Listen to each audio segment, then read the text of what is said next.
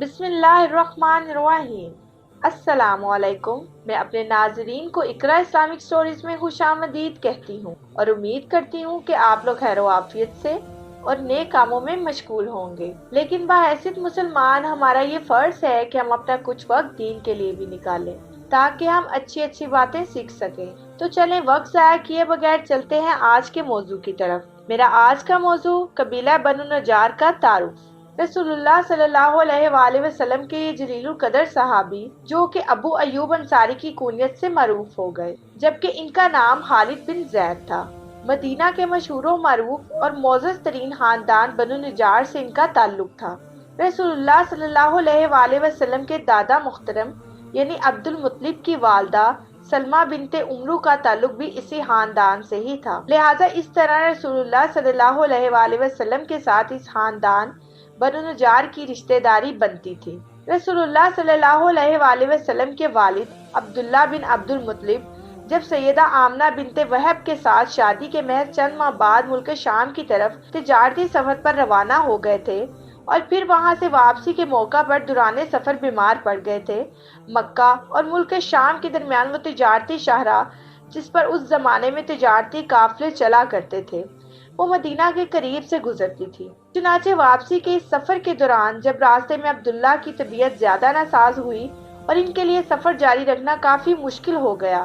ایسے میں یہ قافلہ جب مدینہ کے قریب سے گزر رہا تھا تو موقع غنیمت جانتے ہوئے عبداللہ سفر جاری رکھنے کی بجائے مدینہ میں ہی رک گئے تھے۔ خاندان بنو نجار کے ساتھ اپنی اسی قرابت داری کی وجہ سے انہوں نے مدینہ میں اسی خاندان میں قیام کیا تھا اور تب ان کی طبیعت سنبھل نہیں سکی تھی۔ چند دن کی علالت کے بعد وہیں مدینہ میں ہی ان کا انتقال ہو گیا تھا اور پھر وہیں تدفین بھی ہوئی تھی۔ عبداللہ بن عبد المطلب کے انتقال کے بعد مکہ میں ان کے رخت جگر یعنی رسول اللہ صلی اللہ علیہ وآلہ وسلم کی ولادت باسعادت ہوئی تھی۔ آپ صلی اللہ علیہ وآلہ وسلم کی ولادت کے بعد آپ صلی اللہ علیہ وآلہ وسلم کی والدہ آمنہ بنت وہب ہمیشہ سوچا کرتی تھی کہ میرا یہ نور نظر جو کہ پیدائشی یتیم ہے، اس نے اپنے باپ کا نام تو سنا ہے مگر زندگی بھر آنکھیں باپ کی شکل دیکھنے کے لیے ترستی رہیں گی۔ باپ کی شکل دیکھنا تو اسے نصیب نہ ہو سکا، لیکن کم از کم یہ کہ کاش یہ کسی طرح اپنے باپ کی قبر ہی دیکھ لے۔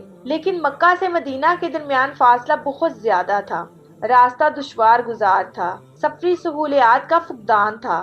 لہٰذا وہ مسلسل بے چینی کے ساتھ انتظار کرتی رہی کہ بچہ کچھ بڑا ہو جائے، طویل سفر کے قابل ہو سکے تو میں اسے وہاں لے جاؤں۔ آخر جب اس بچے کی عمر کا 6واں سال چل رہا تھا تب وہ اسے ہمراہ لیے ہوئے مدینہ گئے اور تب اپنے اس نور نظر کی معیت میں انہوں نے بھی وہاں مدینہ میں خاندان بنو نجار کے ساتھ اس قرابت داری کی وجہ سے اسی خاندان میں ہی قیام کیا تھا۔ اور پھر تقریباً 47 سال کا طویل عرصہ گزر جانے کے بعد ہجرت مدینہ کے موقع پر رسول اللہ صلی اللہ علیہ وآلہ وسلم کی جب مکہ سے مدینہ تشریف آوری ہوئی تھی تب ابتدا میں چند روز آپ صلی اللہ علیہ وآلہ وسلم نے مضافاتی بستی قباء میں قیام فرمایا تھا۔ اس کے بعد جب آپ صلی اللہ علیہ وآلہ وسلم وہاں سے اندرون مدینہ شہر کی جانب روانہ ہوئے تھے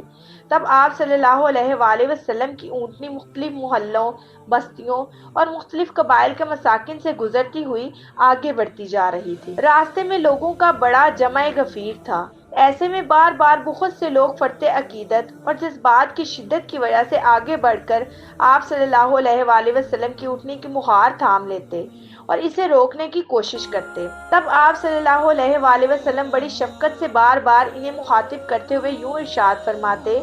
اسے چھوڑ دو، یہ تو اللہ کے حکم سے چل رہی ہے۔ آخر مسلسل چلتے چلتے ایک مقام پر پہنچ کر اونٹنی رک گئی اور پھر کچھ ادھر ادھر دیکھنے کے بعد بیٹھ گئی۔ یہ بائنہ وہی جگہ تھی جہاں آج مسجد نبوی آباد ہے اور یہی اس معزز ترین خاندان بنو نجار کا محلہ تھا۔ اس یادگار ترین موقع پر اگرچہ وہاں مدینہ میں جس کا نام اس وقت یثرب تھا سبھی لوگوں نے اپنے محبوب ترین مہمان یعنی رسول اللہ صلی اللہ علیہ وآلہ وسلم کے لیے اپنے گھروں کے نیز اپنے دلوں کے دروازے کھول رکھے تھے۔